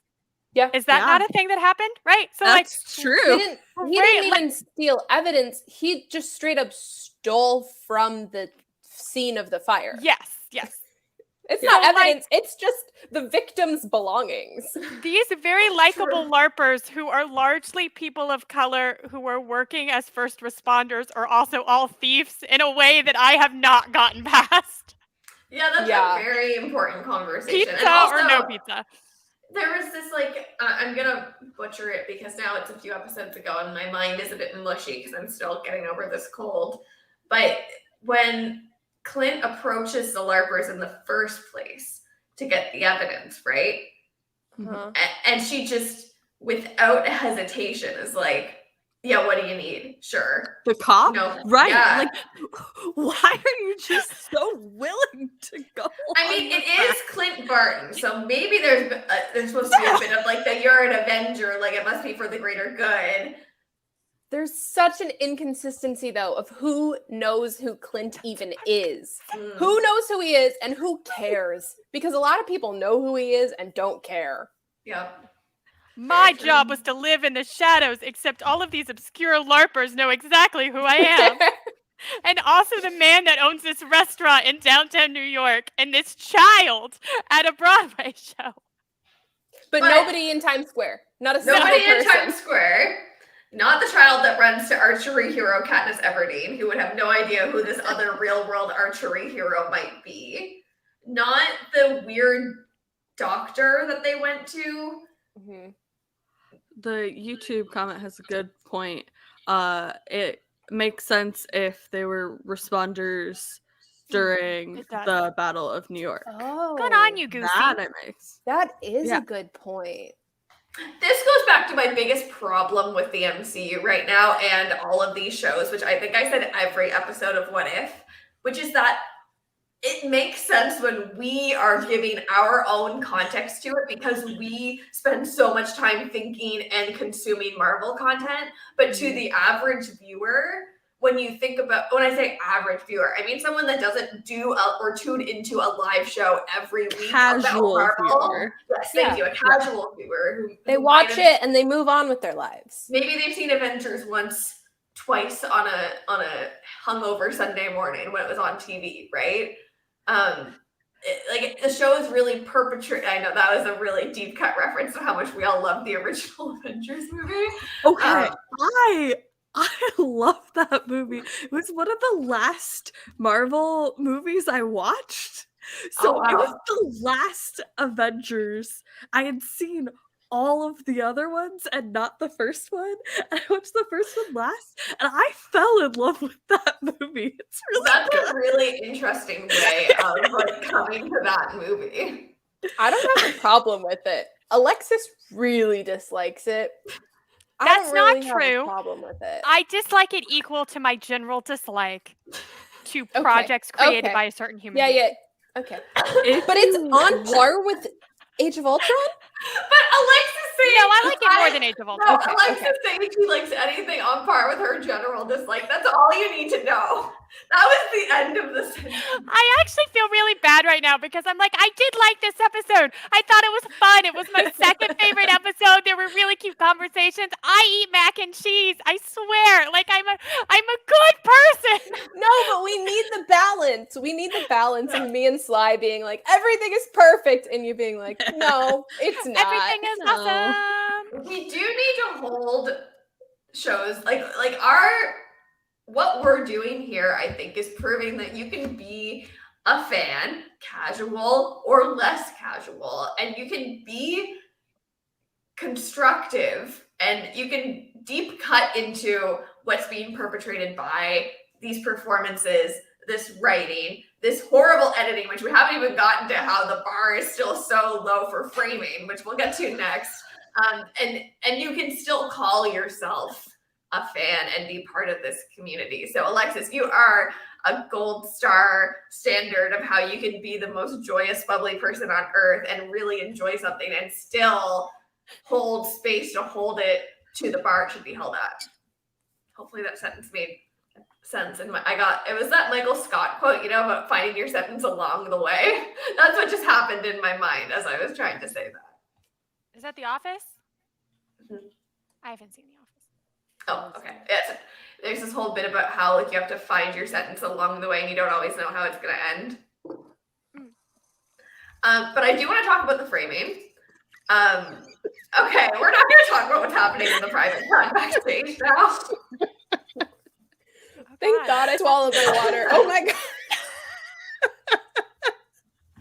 I'm sorry. We can't say that on live. We can't say it on live.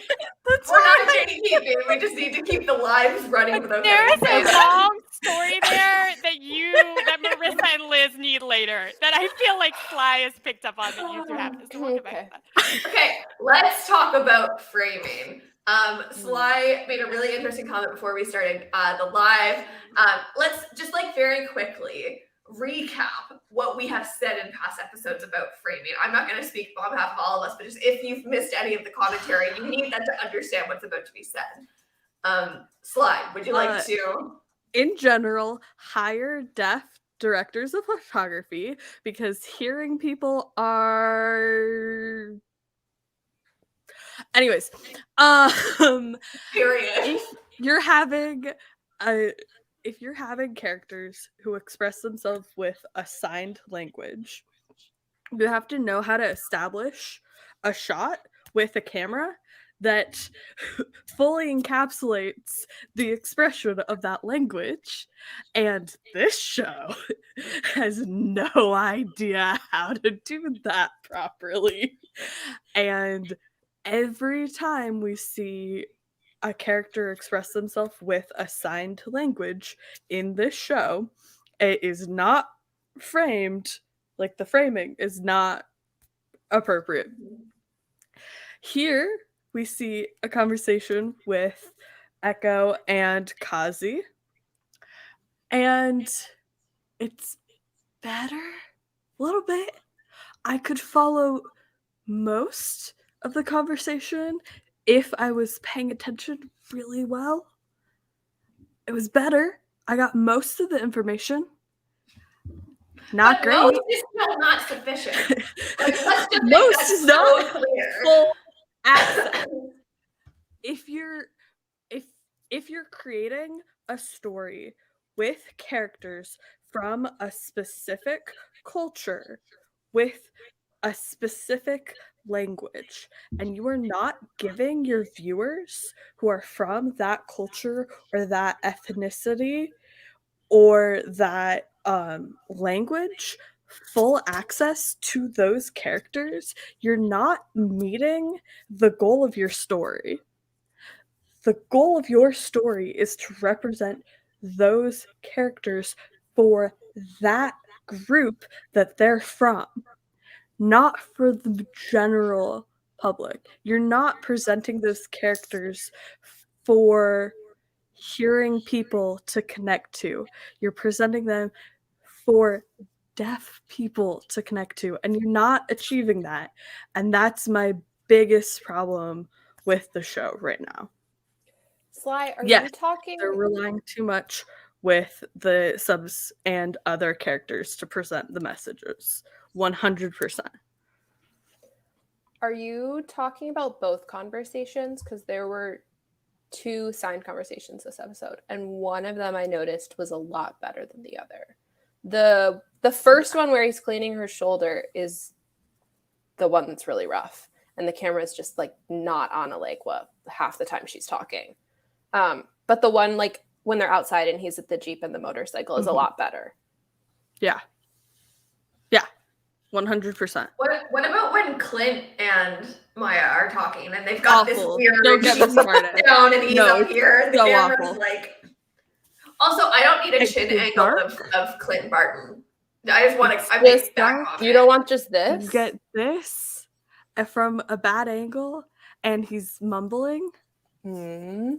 Like, and it was especially weird to me because he seems to be trying to make this connection with her, but not putting forward any effort into making sure she understands him and he's communicating with her while he's trying to connect with her. I was like, do you Really? not have an iPhone you can like at least put on your face? Like, what is happening right now? Like, honestly, if he would have like sketched it out and handed it to her, it may have shown that he was putting forth more effort than what we Really interesting to look at what he signed in that conversation.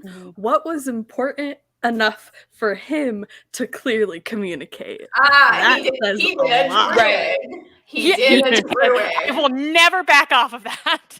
So Yes, for those it's that the don't same know, thing what did he about. say? Sorry, I didn't mean to cut you off. Just what did he sign in that conversation? Not much. Yeah. There's like 2 or 3 words, and that was it. And it was just like whatever was like the most important. Yeah, it was the Lost. parts. It was the parts. Unalive your dad. Like, that's all I need to know. I don't think he signed Dad. No, he signed boss. He signed boss. And yeah, it was the parts. He signed the parts that he wanted to relate to her, like the part of he was like, I know, like I understand, we're the same. That part was sort of signed, and then like the part about Kingpin. But when he was threatening her, he signed none of that, which was really interesting because I feel like that would have been the part he actually wanted to communicate. you would think. I had also planned him not to- caring about his wife. Sorry. No, yeah. I had also planned to sign this entire episode of Stark Radio, but I was going to sign it under the frame, and then I was going to videotape myself signing it under the frame and send it to Sly later because I thought it would be funny, but I forgot. So that hasn't happened, but that was my intention. Thank you for letting me know. You're welcome. But I do want to address a comment saying, I remember everyone had to bully Netflix to add audio description for Daredevil, which is really important to discuss. Yeah, again, Netflix hired a seeing actor to portray a blind character and then didn't make that show about a blind character accessible for a blind audience until people called them out on that. And so that is why it's so important for you all hearing people, I'm talking with you, call out that bullshit so that they know that it's not appropriate. Because if I complain about it, they don't care. I'm deaf. They don't care about my opinion, right? Y'all are hearing, call it out. Maybe we'll see some change in the future. There was a really interesting TikTok conversation that was happening, I think, maybe last week about Marvel's choice to introduce heroes that are kind of inherently ableist in a way that they don't seem to be aware of, right? And some of the comparisons were like that Daredevil is a blind person who has superpowers that basically allow him to get through the world without any hindrance, right? Like Bucky is a man who is missing a limb that we only see with his like cybernetic limb, right? Hawkeye is a deaf hero who we have seen have very little struggle or even very little interaction with the world in a way that's not hearing. Like he's had some, but it's been very very small. And so like characters like Echo who interact in the world in a different way aren't really being introduced or handled in the same way that like Hawkeye is, who is this deaf hero who essentially in this show is, I think, much closer. Maybe I shouldn't say that, but I think is much closer to being portrayed as hearing rather than being portrayed as somebody who is deaf. Oh, so 100% that's an important part. That. That's an important, I think, conversation to be having as well. It goes back to my rant last week about how they're using the hearing brained, hearing privileged character to show a deaf story when you have Voices Off signing deaf character and actor right there, and you're ignoring that part of their identity. You're elevating the deaf character who looks like a hearing person and ignoring the deaf person who looks like a deaf person. And I think that there's something here to be said about how I've been unfortunately seeing some commentary across the internet, right, about how there's so much complaining happening. Oh, there's so much complaining happening. Like, oh, they should, like, they're doing so much better than they used to. Like, these projects are so much more progressive than what we've seen in the past. That does not exclude, like, the commentary around how we improve to get improved, authentic, not even authentic, just where should the bar be if you're going to give us the minimum, right? Because the minimum is not put someone on screen that represents X community, whatever that, or X intersections of community. It's, okay, where should the bar be if you're going to approach proper representation? And I think oftentimes when we make that comparison, or when I see that comparison being made, I see people comparing Marvel to itself instead of Marvel to other media. And I think in a lot of ways, because of where the MCU started, the MCU is still 10 years behind even CW shows when it comes to handling representation. I use CW as a low bar and I shouldn't, right? But in comparison to other media, right? And so I think it's equally important when we're talking about, oh, well, Marvel's doing better. It's not Marvel's doing better than 10 years ago. It's Marvel's doing better than they did 10 years ago, which was still worse than most other media was doing 10 years ago.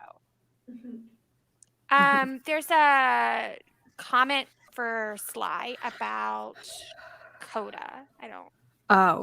Coda, if you don't know, is a movie from earlier this year made by Apple TV Plus with Marlee Matlin, Daniel Durant, and Tony Kitzer about a deaf family. Well, okay, about a hearing daughter from a deaf family. Is that a good example of framing? For the most part. They hired deaf crew. I mean, the writer was hearing, the story was created by a hearing person. The story was inspired by a hearing story, but they, hired deaf actors, they hired deaf crew. So it's an okay example. It's not perfect. I wouldn't say it's like an amazing example. But anytime you have a deaf creator making a deaf story, it's amazing. Like, look for deaf created stories and you'll find everything. I was about to say, and JJ saying it, but I do not remember the framing in The West Wing being bad. Oh yeah, most of the time it was good. Yeah. I forget if it was this show we talked about that last week. For the most of the time it was fine. For West Wing, 100%. It's not perfect. That story isn't perfect, but it's way improved to what we see here. So 100%, yeah. I don't think if we actually mentioned this in this episode, when we're saying framing in this context, we mean what the picture the camera is capturing, how much of the person is in frame, what you can actually see within the camera. I don't know if we get that part. Yeah, that's good context. Yeah, and I think the commentary that we've had on previous episodes is around how they give us these shots. Now that I know how to make my camera change, ready to see some movie magic behind the scenes, right? Like, if you're gonna have a conversation showing, and like Sly does this as well right now with like your camera, the way it's tilted down so we can actually see your hands when you're talking. But if you're gonna have a conversation with someone and they're signing and using this much of their body, the camera in the show should show this much of their body. And instead, Hawkeye is giving us these conversations and people's faces are like this close to the camera and their hands are doing things down here and we can't See. Or they're filming them from behind. Oh yeah, that's good too. Yeah, That happened in the over the shoulder. shoulder. Yeah. Yeah. Which is great, framing for a hearing conversation, but not for a signed conversation. Like, I understand the use of like over the shoulder if like you want, like, that's like a specific use that can be really powerful, right? But here it's not. And like, I tell my 101, beginner ASL students, they know how to frame sign better than these professional directors of photography. Like, they understand, like, the heads, you want a little bit of headroom and you want, down to like your chest. Best is like a belly button, but like minimum is your chest, right? So you have your signing box that you can see the face expressions, you have good lighting on the face so you can understand your facial expressions. Speaking about the lip reading scene, oh my god. But these, introduction ASL students who haven't yet taken deaf culture classes, like, they are more skilled compared to professionals, and that's my problem. Yeah. So My brother I think has that- No, go ahead. Sorry, no. Just my brother has a degree in film production. He has a BFA in film production. And we had a conversation after episode 4, I think, the like really egregious episode where Sly went on several rants justifiably. Yeah. We had a conversation about it and I was like, did you have any problem with the framing in this episode? And he was like, no, I thought it was totally fine. And I was like, so you didn't notice that you couldn't see any of the sign language? And he was like, oh, I hadn't even considered that. And I was like, okay, we definitely need deaf correctors of photography.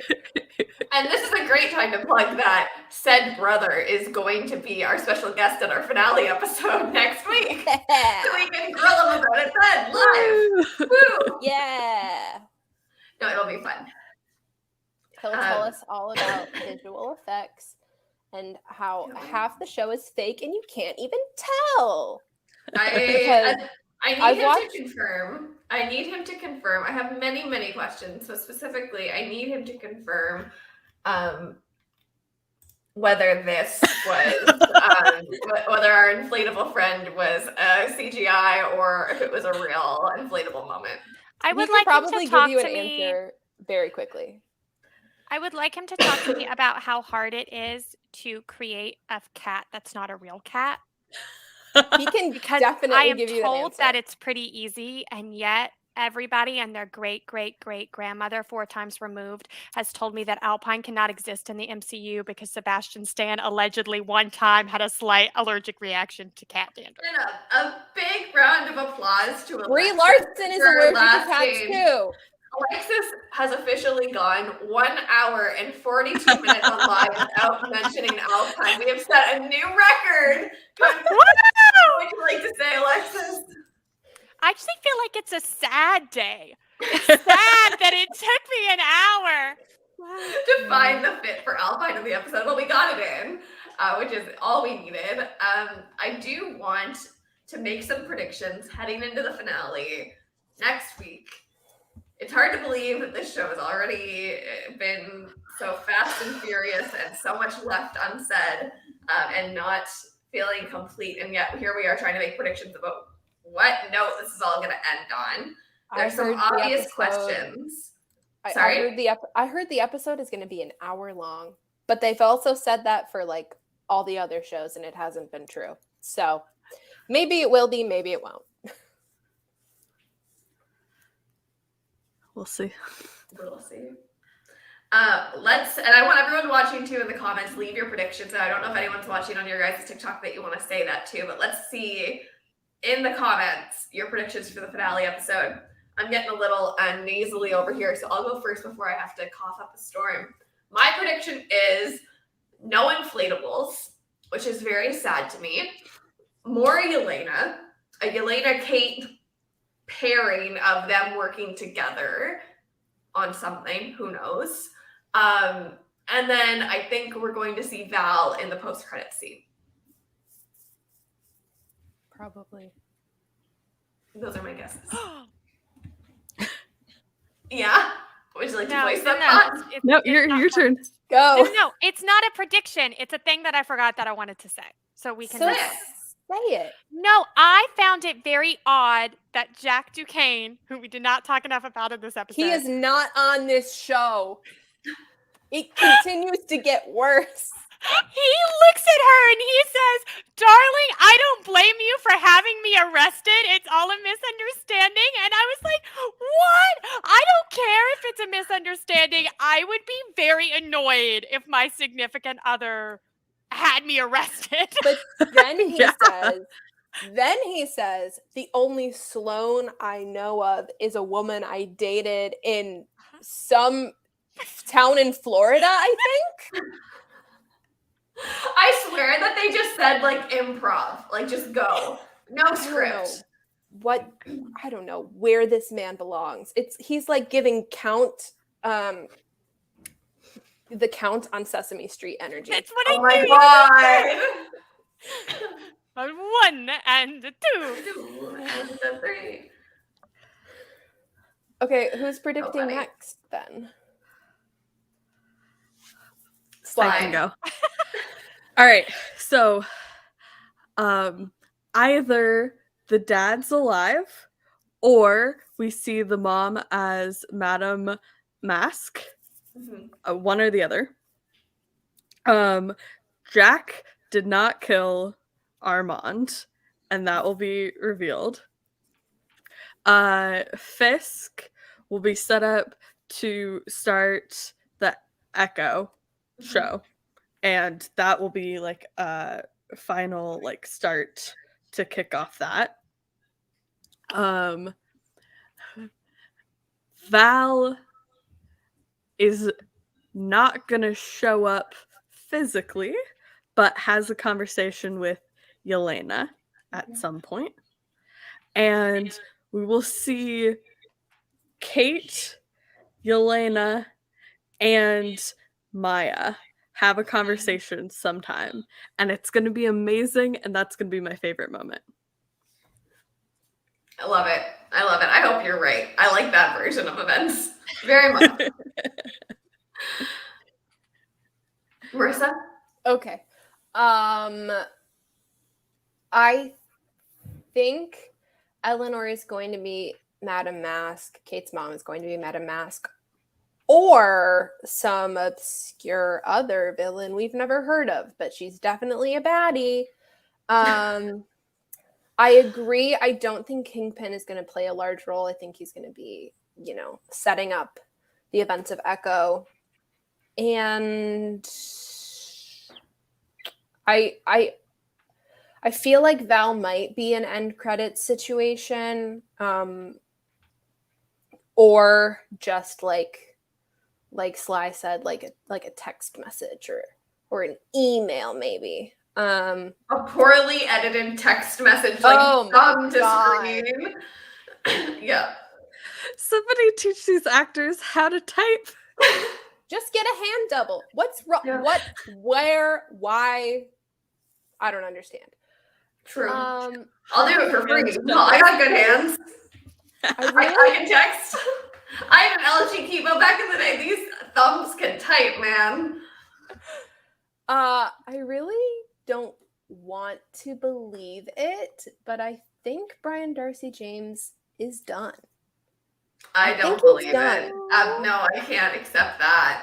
They haven't said a single word about him since the first episode. Like, not even like, remember what your dad always said or whatever. Like, there's been nothing about him. So that seems weak to me. I just love him. I know. But if we're going on the trajectory we have been of him being criminally underused consistently, he's going to be criminally underused. True. Oh, and I think the watch is Laura's. That's my last prediction. Oh So, yeah, yeah, that the was the law. thing we were supposed to talk about that we didn't talk about. Oh, okay. Well, you know, Talk about it. The Well, I don't want to Rolodex. talk about it. The Rolodex. Sorry, I stopped Englishing for a minute. We're doing predictions, right? Yeah.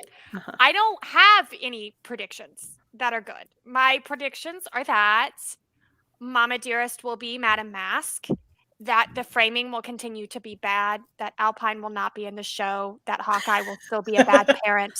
mhm. I also think the watch is Laura's, but I don't like it. I think their farmhouse will still look like a Joanna Gaines Target knockoff. I think Yelena and Echo and Kate will all fight, but their fight styles will still be consistently terrible for no reason. I think the tracksuits will still make me laugh and that Lucky will still be underutilized. Also, the tracksuits didn't have matching shirts this episode, and it really threw me off. I was like, so it's just the tracksuit? Everyone can wear something different under the Different tracksuit? graphic tees And underneath. Kazi was wearing a coat. I was like, Yeah. he's got fashion. He's in an outfit. Elite tracksuit, right? I am waiting though for like the stereotypical like complete chest tattooed like UFC style tracksuit guy that wears no shirt that just like zips the tracksuit jacket up like halfway over like a dragon. I am waiting for that. But anyway, sorry, Sly. Okay, no, it's fine. I just had to remember my point. Final prediction: they will go visit Avengers Tower, and you will see Justin Hammer, who bought it to express his love for Tony, like I previously I love it. mentioned.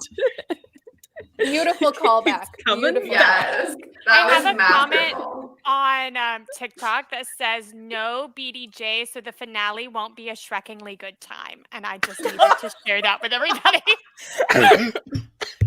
I have a prediction, a theory, really. It's not a prediction. I have a theory. I think I know why we all love Kazi. Do we all love Kazi? I love Kazi. Oh, I love him. Do we all love Kazi? I have strong feelings for Kazi. I don't know if I have strong feelings about Kazi, Okay. but like, okay. We love Kazi because he's basically a Bucky insert.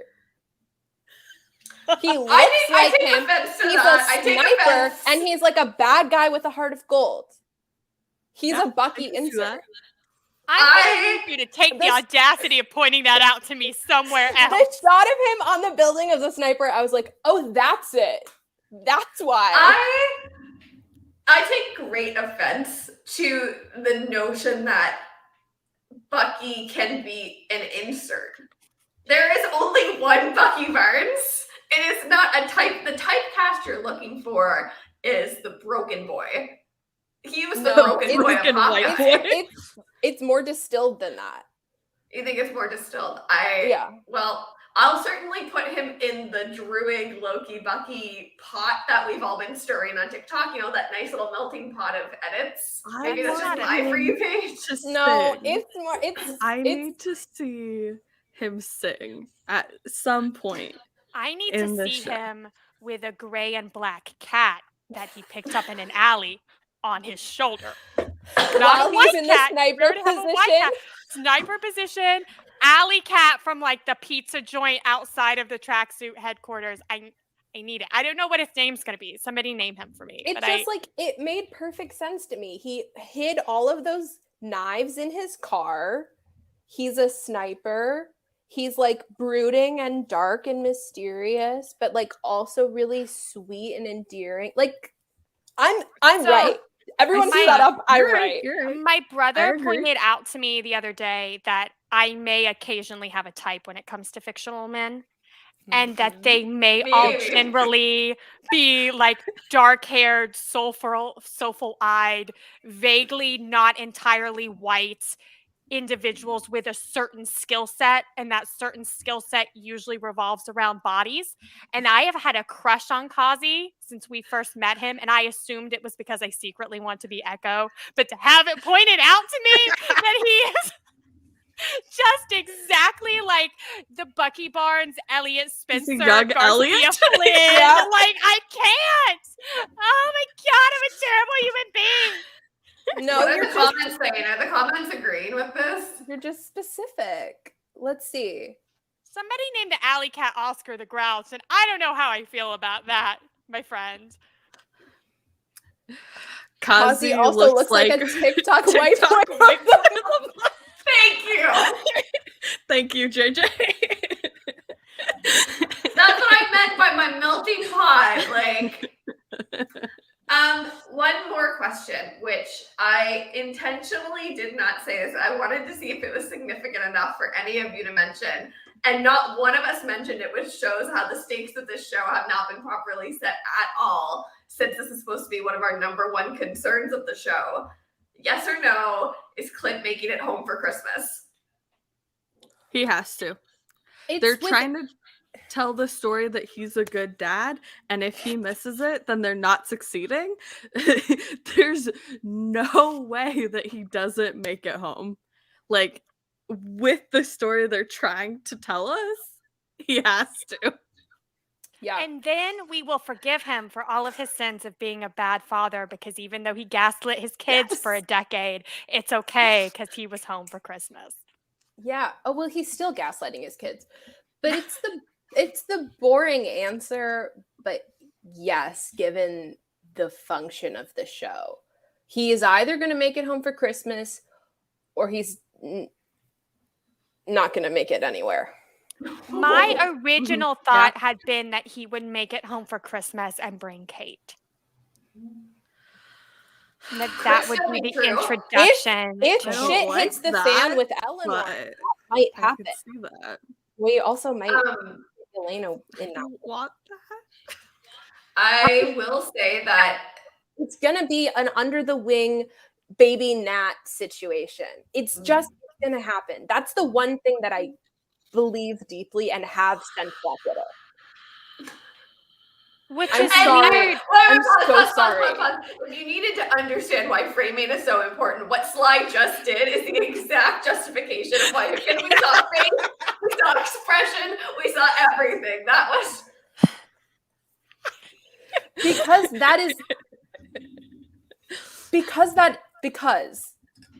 because what have I been right about so far, Sly? Everything. It's annoying, honestly.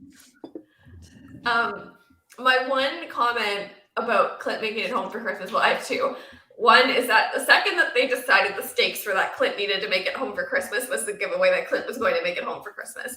The second is that their use of real Christmas music as the end credits is leading me to believe that the end credits of the finale is going to be I'll Be Home for Christmas. And if it's not, then like, why did they do any of this? But isn't the thesis of I'll Be Home for Christmas that they don't make it home for Christmas?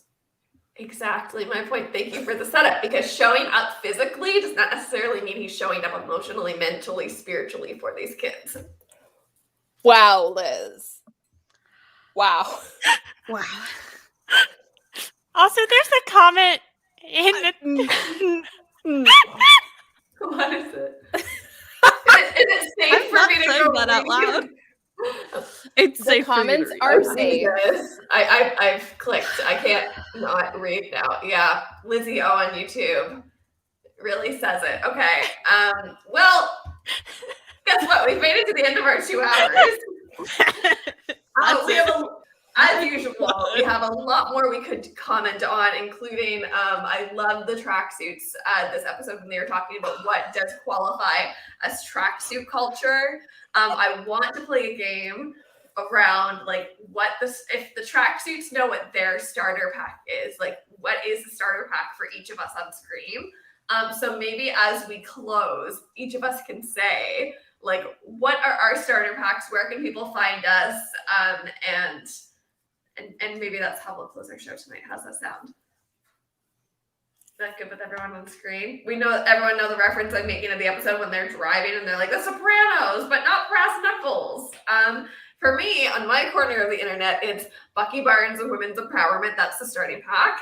I am producer Liz everywhere. If you're wondering when the finale episode will be, because it is the holidays, we're hoping it's going to be between Boxing Day and the New Year, but it always gets announced first on producer Liz Instagram, and we all post it on our stories. So if you're looking to figure out when the next live is going to be, Instagram stories is the place it's announced first. Also in my TikTok bio, if you're following on TikTok, producer Liz. I posted a video this week, MCU Wrapped for 2021, and there's a part 2 coming soon, so y'all can stay tuned for that this week. And that's me. Slide. So exciting. If you want to see death stuff, you can follow me on Instagram. If you want to see me yelling about 911, you can follow my Twitter. And if you want to see me in relation to musical things, you can follow my TikTok. I'm everywhere at SlyCloneMC. And you can also follow me on Point in Progress everywhere on the internet.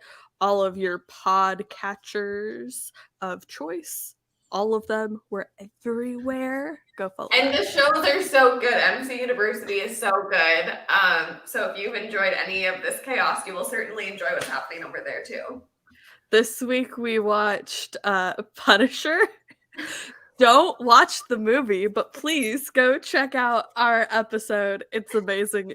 It's our shortest episode so far, so it's a good starting place. Go check that out. How to watch a movie without watching a movie. Right? Slide does it for you, so you don't have to. Alexis. My starter pack would be Bucky Barnes comics and Alpine, the cat that has still not made her way into the MCU. I didn't get my banner this week, and I'm a little annoyed about it. But that would be my starter pack. And you can find me. You can find me on TikTok at Alexis Blake Reads Comics, where I talk about comics and media. I'm on Twitter, and I tweet about whatever 5-year-old show I'm watching that nobody else cares about. Or you can find me on Instagram, where I'm trying my best to be like a modern pinup girl for no reason other than I want. Alexis has been popping on Instagram. He's doing a great job. Really putting us all to shame. That's me, and I hope to see you there. Everyone else gets prompting, and then Marissa. it's me, and I'm like, Oh, who do I go? what else was I supposed to say? Okay. I know you're dying to jump in and go for it, so I'm just trying to give you that. Last Thank and you. certainly not least, Thank you so much. the Missa Bobissa rant. Please begin, Marissa. Camera on you. Look, okay. I'll even give you full No, screen. please, You no, want full please don't, screen? please You don't, want please full don't. screen? No, I put myself full screen instead. That was good. How do I bring you back? There we go. no, leave it this way. This is great. My starter pack would be Bucky Barnes in the MCU. I haven't read the comics. We're working on it. Baby steps.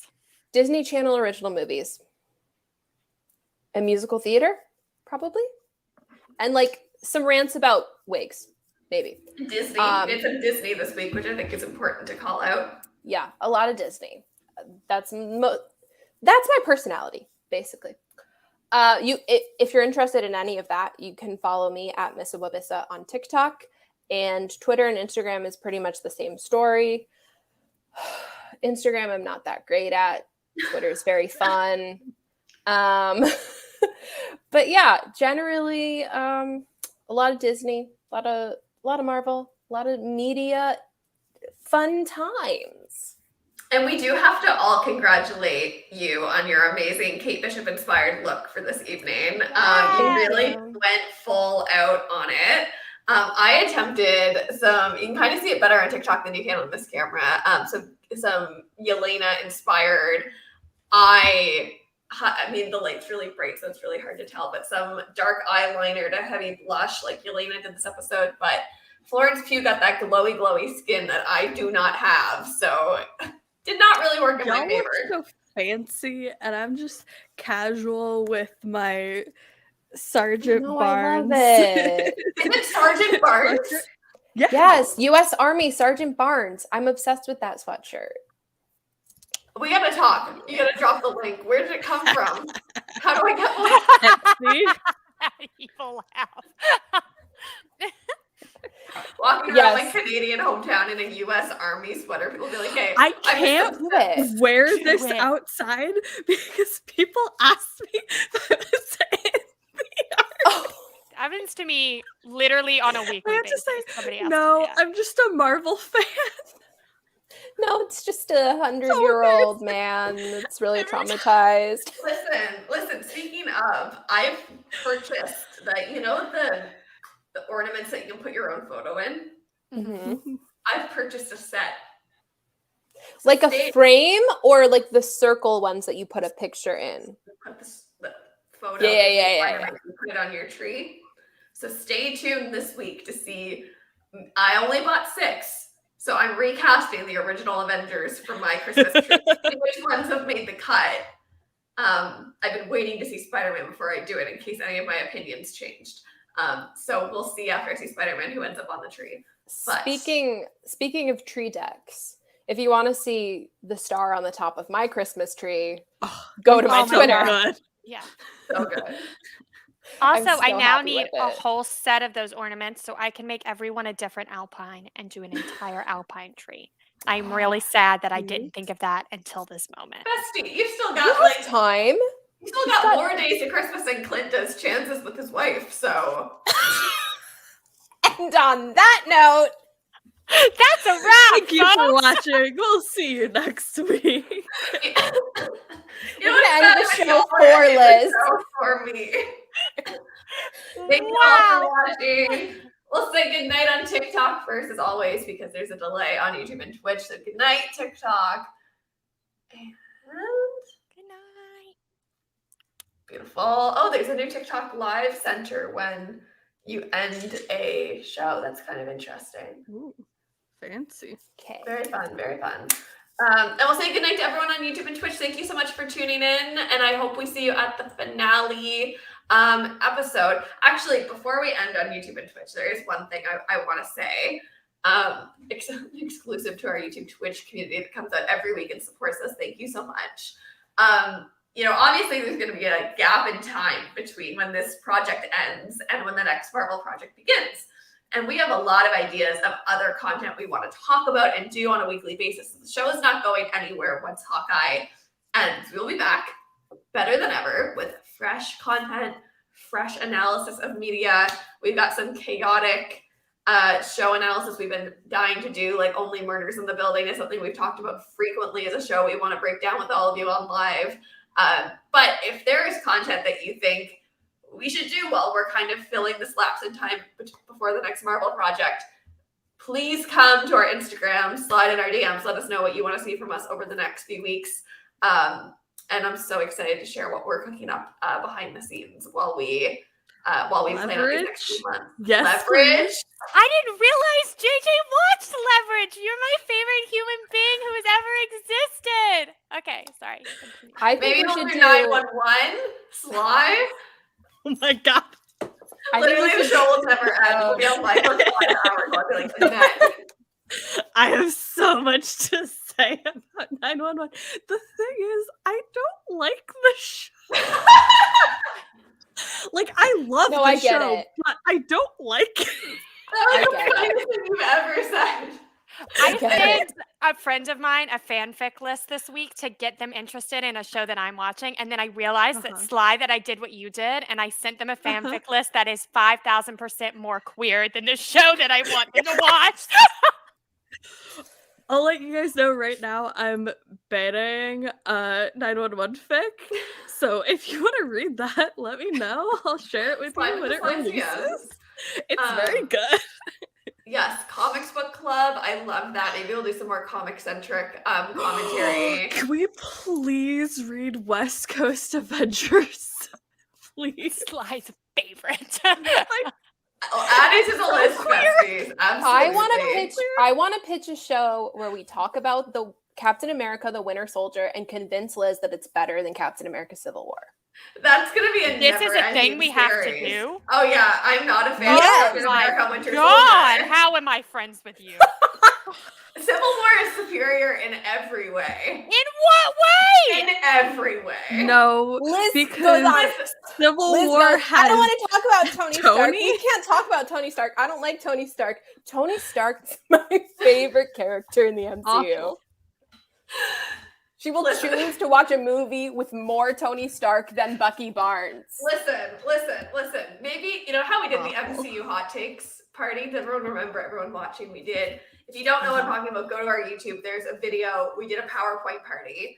Maybe we should do MCU Hot Take Civil War, and we split everyone in half between who thinks Civil War is better and who thinks Winter Soldier is better. It will be 18 people, and Yeah. I have never, honest to God, I don't know anybody else I'm on your sure there are side. truthers out there, but I have never heard someone say, I prefer Civil War to Winter It's my Bessie. It's like my favorite Marvel film. I had a heart before I started the live. this episode, End the live. It is now. We have We to end the quit. show. Sorry. On, Here we yeah, go. it's literally just Host now. me and Mrs. Brother at the finale next week, and that's gonna be it. We will see y'all next week. You can follow on Instagram to learn when, what date we're gonna end up going live, and we'll see you there. Bye, everyone.